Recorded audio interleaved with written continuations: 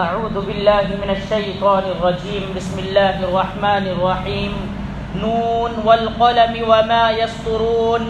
ما انت بنعمت ربک بمجنون وان لك لاجرا غیر ممنون وانك لعلى خلق عظیم فستبصر ويبصرون بأيكم المفتون ان ربك هو اعلم بمن ضل عن سبيله وهو اعلم بالمهتدين۔ شروع کرتا ہوں اللہ رب العالمین کے نام سے جو بڑا مہربان نہایت رحم کرنے والا ہے۔ عزیز سامعین کرام، یہ آپ کے سامنے سورۃ القلم ہے اور یہ مکی صورتوں میں سے ہیں، یعنی مکۃ المکرمہ کے زمانے میں نازل ہونے والی صورتوں میں سے یہ بھی ایک صورت ہے۔ عزیزان محترم، اس سے پہلے والی جو صورت گزری آپ کے سامنے سورہ ملک، اس کے اندر آپ کے سامنے توحید کی باتیں آ رہی تھی کہ اللہ کی وحدانیت، اللہ کی للہیت اور اللہ کی قدرت اور اللہ کے ایک ہونے پر آیتوں کے ذریعے ثابت کیا گیا تھا، اور اللہ کی قدرت کے ذریعے اللہ رب العالمین کی طاقت کا ان آیتوں میں سمجھایا گیا تھا کہ اللہ کتنی بڑی طاقت رکھنے والے ہیں، یعنی توحید کی باتیں سورہ ملک میں تھیں۔ اب یہ آپ کے سامنے سورۃ القلم ہے۔ یہ سورت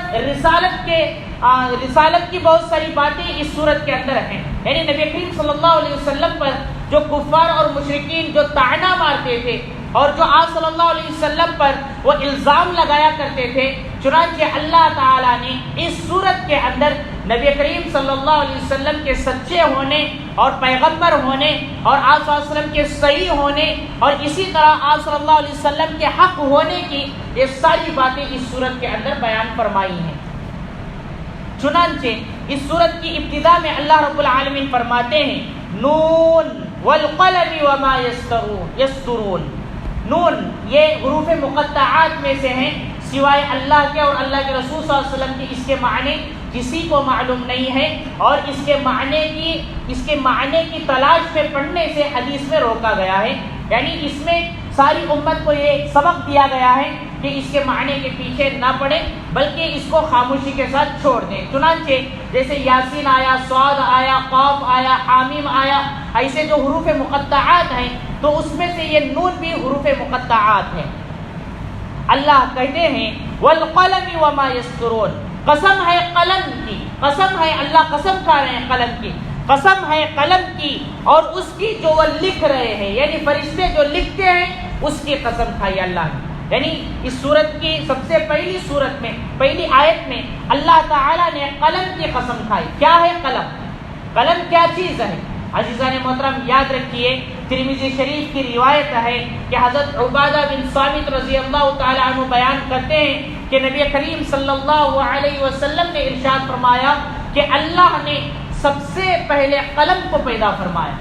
پھر اللہ تعالیٰ نے اس قلم سے کہا کہ لکھو۔ اس نے سوال کیا اے اللہ میں کیا لکھوں؟ تو اللہ رب العالمین کا فرمان ہوا کہ ساری مخلوقات کی اور ساری چیزوں کی تقدیر لکھو۔ تو اس نے قیامت تک ابد تک ہونے والی ہر ایک کام کے سلسلے میں اس قلم نے لکھا۔ عزیزان محترم، امام ترمذی رحمۃ اللہ علیہ فرماتے ہیں کہ ھذا حدیث حسن صحیح، یہ حدیث صحیح ہے، حدیث اور یہ ترمذی شریف کی جو روایت آپ کے سامنے بیان کیے گئے اس حدیث کی سند صحیح ہے، اس طرح کے امام ترمذی رحمۃ اللہ علیہ نے بیان کیا ہے۔ اور اسی طرح سے مسلم شریف کی روایت ہے، حضرت عبداللہ بن عمر رضی اللہ تعالی عنہما ارشاد بیان کرتے ہیں کہ نبی کریم صلی اللہ علیہ وسلم نے ارشاد فرمایا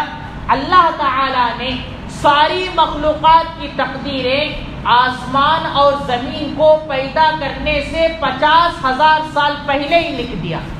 یہ حدیث ہے، مسلم شریف کی روایت ہے۔ حضرت عبداللہ بن عمر رضی اللہ عنہما نے فرمایا کہ نبی کریم صلی اللہ علیہ وسلم نے ارشاد فرمایا مخلوقات کی تقدیریں اللہ نے آسمان اور زمین کے پیدا کرنے سے 50,000 سال پہلے ہی لکھ دیا۔ تو اس سے بھی معلوم ہوا کہ آسمان اور زمین کے پیدا کرنے سے پہلے اللہ نے جو پیدا کیا ہے وہ قلم ہے، اور قلم اللہ نے جس سے سارے اہم کام لکھے، ساروں کی تقدیر لکھی۔ چنانچہ مفسرین کا کہنا ہے، چنانچہ انہی مفسرین میں حضرت عبداللہ بن عباس رضی اللہ تعالی عنہ کا کہنا ہے کہ یہاں پر قلم سے مراد وہ قلم ہے جس سے اللہ نے ساروں کی تقدیریں لکھی تھی۔ اور اس کے علاوہ بہت سارے دیگر اور مفسرین نے بیان کیا ہے کہ اس سے مراد ہر ایک قلم مراد ہے جس سے انسان بڑے بڑے کام لکھتا ہے یا اپنے علم کی ابتدا کرتا ہے، سارے وہ قلم مراد ہیں۔ عزیزان محترم، دونوں تفسیریں صحیح ہو سکتی ہیں، اس میں کوئی دو رائے نہیں ہے۔ والقلم وما یسطرون، اور اس کی قسم اللہ نے کھائی جس کے فرشتے لکھتے ہیں، یعنی اعمال ہیں، جیسا کہ بندوں کے اعمال درج کیے جاتے ہیں، ہر انسان کے ساتھ دو فرشتے ہوتے ہیں، یا اسی طرح آپ نے سنا ہوگا کہ جمعہ کے دن دو فرشتے مسجد کے سامنے آ کر کھڑے ہوتے ہیں، جو پہلے آ رہا ہے اس کے اعمال درج کیے جاتے ہیں، یا اس کے علاوہ جو بھی احادیث میں بیان کیا گیا وہ ساری چیزیں جو فرشتے درج کرتے ہیں وہ اس سے مراد ہے، یا پھر تقدیر جو لکھی گئی تھی وہ مراد۔ عزیزان محترم، اس آیت میں معلوم ہوا کہ قلم کی سب سے بڑی اہمیت ہے، لہذا ہمیں قلم کا ادب کرنا چاہیے، احترام کرنا چاہیے۔ اور کیسے نہ ادب کریں، کیونکہ اللہ نے اس کی یہاں پر قسم کھائی ہے، اور جس کی اللہ قسم کھائے وہ چیز بھی بڑی ہوتی ہے، اسی لیے اللہ رب العالمین اس کی قسم کھاتے ہیں۔ عزیزان محترم، اپنی اولاد کو قلم پکڑنا سکھائیں، اپنی اولاد کو پڑھا لکھا بنائیں، اور اسی طرح یہ قرآن مجید کی ہدایت ہے، اور اسی طرح سورہ علق کے اندر کہ اللہ نے یہاں پر کہا اقرا، پڑھو، پڑھنے کی جو تعلیم دی ہے یہ دین اسلام میں سب سے اہم ہے، لہٰذا اس کی طرف ہم کو توجہ دینی چاہیے۔ اب آگے اللہ یہ قسم کھا کے ایک بڑی بات بیان کر رہے ہیں، ما انت بنعمت ربک بمجنون، اے پیغمبر صلی اللہ علیہ وسلم، آپ اپنے پروردگار کی نعمت سے پاگل نہیں ہیں، مجنون نہیں ہیں، دیوانے نہیں ہیں۔ عزیزان محترم، شان نزول سن لیں کہ نبی کریم صلی اللہ علیہ وسلم پر جب وحی اترتی تھی تو آپ صلی اللہ علیہ وسلم کی کیفیت بدل جاتی تھی۔ آپ صلی اللہ علیہ وسلم کے جسم سے پسینہ شروع ہو جاتا تھا، اور آپ صلی اللہ علیہ وسلم گویا کہ ایک بہت بھاری چیز آپ پر ڈال دی گئی ہو، ایسی کیفیت آپ صلی اللہ علیہ وسلم کی ہوتی تھی، جیسا کہ بخاری وغیرہ کے اندر وحی کی کیفیت کے بارے میں مستقل ایک باب امام بخاری نے قائم کیا۔ عزیزان محترم، اس چیز کو کفار مکہ دیکھتے تھے، اور یہ دیکھ کر کے وہ یہ کہتے تھے کہ نعوذ باللہ محمد پاگل ہو گئے ہیں، محمد صلی اللہ علیہ وسلم کو دیوانگی لگ گئی ہے، آپ مجنون ہو گئے ہیں۔ چنانچہ ایک واقعہ ہے، اور اسی طرح بعض کتابوں میں یہ بھی درج کیا جاتا ہے کہ نبی کریم صلی اللہ علیہ وسلم نے سارے بت پرستوں کے سامنے، سارے مشرکین کے سامنے، سارے کفار کے سامنے اللہ کی عبادت کرنے کی جو کام آپ صلی اللہ علیہ وسلم نے شروع کیا، یہ ان لوگوں کے لیے نیا تھا۔ چنانچہ آپ صلی اللہ علیہ وسلم سارے بتوں کو اور سارے ان کی عبادت کرنے والوں کو غلط کہا کرتے تھے، اور اللہ کا پیغام ان کو سنایا کرتے تھے، تو وہ لوگ آپ صلی اللہ علیہ وسلم کو دیوانہ کہتے تھے کہ یہ سارے لوگ ہمارے باپ دادا جو عمل کرتے تھے کیا وہ غلط تھے؟ یہ تو پاگل ہو گیا ہے، محمد نعوذ باللہ پاگل ہو گیا ہے، مجنون ہو گیا ہے، اس طرح سے وہ کہا کرتے تھے۔ تو اس سے آپ صلی اللہ علیہ وسلم کے دل کو تکلیف ہوتی تھی کہ میری قوم مجھے پاگل کہہ رہی ہے، مجھے مجنون کہہ رہی ہے، مجھے دیوانہ کہہ رہی ہے۔ تو اللہ تعالیٰ نے یہ سورت کی آیتیں نازل کر کے آپ صلی اللہ علیہ وسلم کو تسلی دی، اور کفار کو جواب دیا کہ نہیں، محمد اللہ کے رسول ہیں، انہیں کوئی پاگل پن نہیں ہے، کوئی دیوانگی ان کو نہیں لائق ہوئی ہے۔ چنانچہ اللہ نے کہا ما انت بنعمت ربک بمجنون، اے نبی جی آپ اپنے پروردگار کی نعمت سے پاگل نہیں ہیں، یعنی اللہ نے نبی کریم صلی اللہ علیہ وسلم کے بارے میں کہا کہ وہ پاگل نہیں ہیں۔ اور یاد رکھیے، غور کیجئے، یہاں پر اللہ نے کہا آپ کے رب کی نعمت سے، اس آیت سے معلوم ہوتا ہے جس پر اللہ کی نعمت ہو، اللہ کی رحمت برستی ہو، اللہ کی نعمت برستی ہو، تو اسے دیوانگی کیسے لگ سکتی ہے؟ تو اس سے معلوم ہوا کہ نبی کریم صلی اللہ علیہ وسلم جو کہ اللہ کی حفاظت میں، اللہ کی نعمت میں اور اللہ کی رحمت میں تھے، تو آپ صلی اللہ علیہ وسلم کو دیوانگی اور پاگل پن یہ بالکل نہیں تھا، یہ جو کفار کہتے تھے یہ غلط تھا۔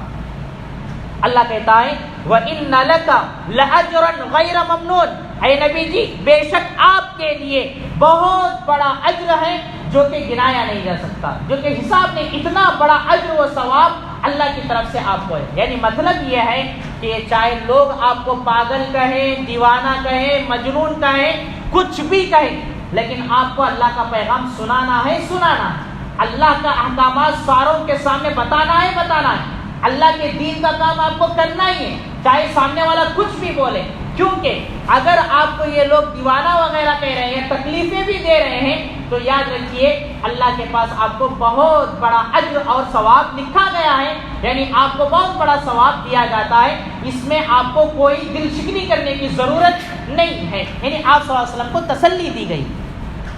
وَإِنَّكَ لَعَلَىٰ خُلُقٍ عَظِيمٍ، اے نبی جی بے شک آپ بہت بڑے اخلاق کے پیکر ہیں، یعنی آپ کے اخلاق عمدہ ہیں، بہت بہترین اخلاق ہیں۔ عزیزان محترم، آپ سمجھ سکتے ہیں کہ میرے نبی صلی اللہ علیہ وسلم کے اخلاق کیسے تھے۔ حضرت انس بن مالک رضی اللہ تعالیٰ عنہ کہتے ہیں میں نے اللہ کے رسول صلی اللہ علیہ وسلم کی 10 سال خدمت کی، 10 سال خدمت کے دوران کبھی بھی آپ صلی اللہ علیہ وسلم نے مجھے نہ ڈانٹا، نہ مجھے جھڑکا اور نہ ہی مجھے مارا۔ یہ حضرت انس بن مالک رضی اللہ تعالیٰ عنہ کا بیان ہے۔ 10 سال یہ حضور اکرم صلی اللہ علیہ وسلم کے خادم رہے، ایک مرتبہ بھی آپ صلی اللہ علیہ وسلم نے انہیں نہیں ڈانٹا۔ اور اسی طرح حضرت اماں عائشہ صدیقہ رضی اللہ تعالیٰ عنہ کے پاس ایک آدمی آ کر سوال کیا کہ اماں آپ بتائیں کہ نبی کریم صلی اللہ علیہ وسلم کے اخلاق کیسے تھے؟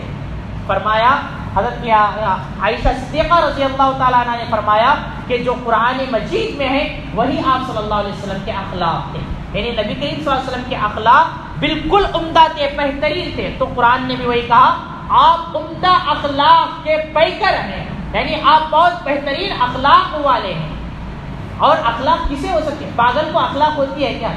اگر کوئی، آپ سوچئے، اگر کوئی آدمی پاگل ہے تو اس کے اندر اخلاق نہیں ہوتی ہیں، یعنی وہ کہیں بھی جائے گا، کپڑے کہیں بھی کھول دے گا، کہیں بھی کچھ بھی کہہ دے گا، پاگل کیا کہتا ہے اس کو معلوم نہیں ہوتا ہے۔ تو اللہ نے یہاں پر بتایا جب نبی کے اخلاق ان کے سامنے ہیں، بہترین اخلاق کے پیکر محمد صلی اللہ علیہ وسلم ہیں، تو ایسے شخص کو پاگل پن کیسے لگ سکتی ہے؟ یہ کفار کی بات تو غلط ہو گئی کہ ایک پاگل آدمی تو اس کے اندر اخلاق نہیں ہوتے، جبکہ وہ خود کہتے ہیں کہ محمد صلی اللہ علیہ وسلم کے اندر بہترین اخلاق ہیں، تو ان کا دعویٰ غلط ہو گیا جو وہ کہتے ہیں کہ محمد پاگل ہیں، یہ جھوٹا ہے، غلط ہے، یہ کوئی صحیح نہیں ہے۔ فَسَتُبْصِرُ وَيُبْصِرُونَ، ان قریب اے نبی جی آپ بھی دیکھ لیں گے اور وہ لوگ بھی دیکھ لیں گے، بِأَيِّكُمُ الْمَفْتُونُ، کہ کسے مجنون، جنون لگا ہوا، کسے پاگل پن لگا ہوا ہے، یعنی یہ آپ کو تو کہہ رہے ہیں کہ پاگل ہیں، ان قریب معلوم ہو جائے گا کہ پاگل کون تھے، آپ تھے یا وہ تھے، معلوم ہو جائے گا۔ عزیزان محترم، ہوا بھی ایسے کہ بعد میں وہی لوگ جو نبی کریم صلی اللہ علیہ وسلم کو پاگل کہہ رہے تھے، بعد میں ایمان لے کر کے اسلام کے اندر داخل ہو گئے، نبی کریم صلی اللہ علیہ وسلم کے ہاتھوں پر بیعت کی اور فوراً آپ صلی اللہ علیہ وسلم کے دین میں داخل ہو گئے، یعنی معلوم ہو گیا کہ ہم غلط تھے، ہم محمد کو دیوانہ کہتے نہیں، غلط ہم تھے، ہم پاگل تھے جو اب تک ہم دین اسلام سے دور رہے۔ اور اسی طرح بعض مفسرین کا بیان ہے کہ اس سے مراد غزوہ بدر کے واقعہ ہے، جو کہ اللہ نے مسلمانوں کو جتا کر اور کفار کو ہرا کر کے یہ ثابت کر دیا کہ پاگل کون تھے اور کون حق پر تھے، یعنی آپ صلی اللہ علیہ وسلم کا ثبوت وہاں پر اللہ تعالیٰ نے دے دیا۔ اللہ سے دعا کریں کہ اللہ تعالیٰ مجھے اور آپ کو ان ساری آیتوں کو اچھی طرح سے سمجھ کر کے عمل کرنے کی توفیق عطا فرمائے۔ بقیہ انشاءاللہ آئندہ کل ہوگا۔